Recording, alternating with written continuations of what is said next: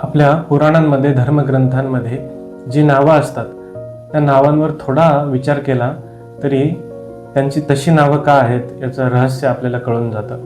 उदाहरणार्थ, दशरथ हे प्रभू श्रीरामांच्या वडिलांचं नाव आहे.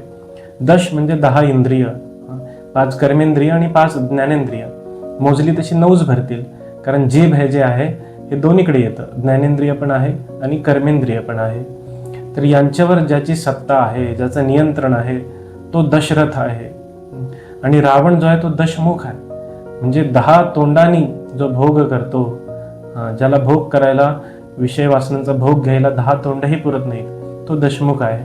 मग प्रभू श्रीराम कुणाच्या पोटी येतात? तर ज्याची इंद्रियांवर सत्ता आहे, जो दशरथ आहे त्याच्या पोटी ते येतात.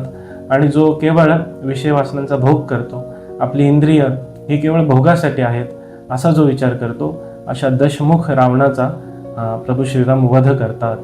त्यामुळे दशरथ आणि दशमुख ही नावं काही अशीच दिलेली नाहीत, त्याच्या मागे फार मोठा अर्थ आहे. यासाठी या ग्रंथकाराने या नावांची योजना केलेली आहे.